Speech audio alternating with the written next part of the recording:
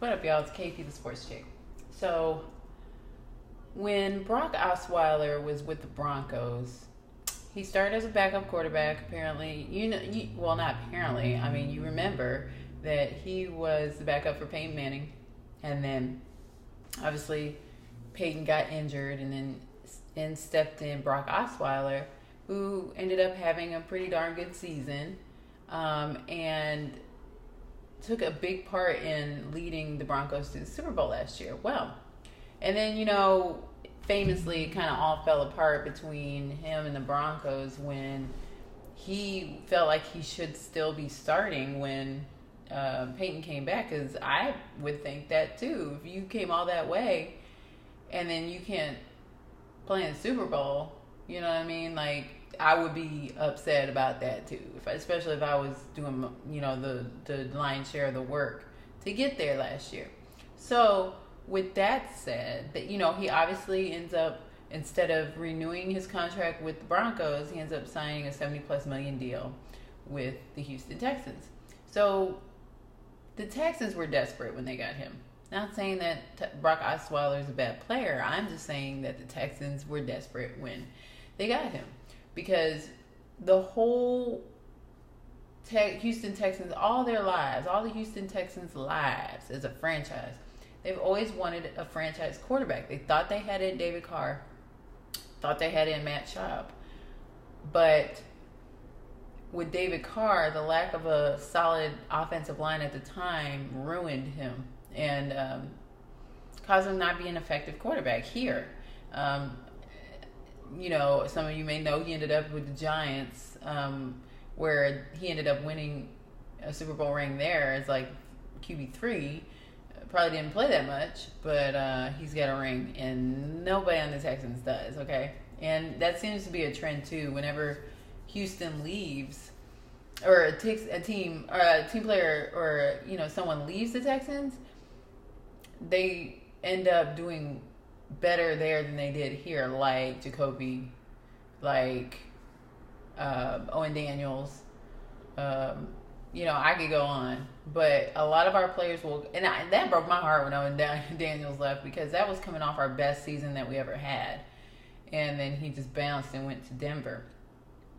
So with Osweiler, we've been searching for, as far as the Texans have been searching for a decent quarterback its whole existence.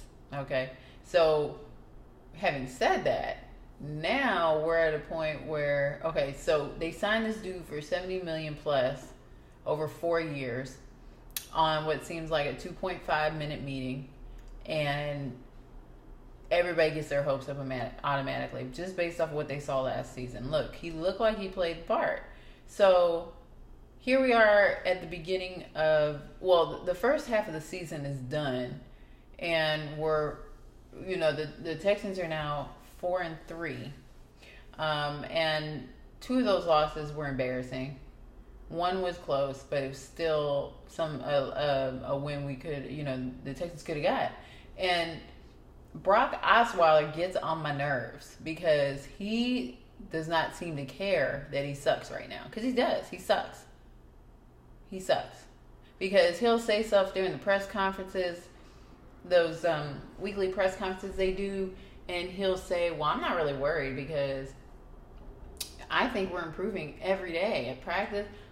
Bruh, I'm going to need you to translate that to the field, because y'all still make the same Houston Texans mistakes that y'all have always made. And, I say that, and then I couple that with the whole, why do people succeed once they leave the Texans? Coaching, ownership, GM. These 3 things run the organization. And with the exception of Bill O'Brien, none of these things have changed a lot in the last, in their whole existence, let's be honest. So, obviously the owner hasn't changed, but he's okay with mediocrity, and I've said that in previous posts. So, whatever you set the standard as the leader, that's what people are going to follow suit. Look at the Patriots. They expect greatness every day. Practice, OTAs, preseason, regular season, suspended quarterback, greatness. They expect it. And it gets on my nerves when Brock Osweiler is like, oh, it's no problem. We're okay. We're all right. I'm happy with our progress. No, don't be happy. Be frustrated. That's like Russell Westbrook the other night scored 51 points and had a triple-double, but still was disappointed with his performance because of the number of attempts it took for him to get that many points. So, you see what I mean here? You see? That worries me about Brock Osweiler for the future. His mediocrity annoys me and it concerns me. So, and it should concern the Texans organization as well. So what do you think? Do you think that Brock Osweiler has the whole next half of the season to turn around and that he will? Or do you think he is showing his true colors and this is the kind of quarterback he is?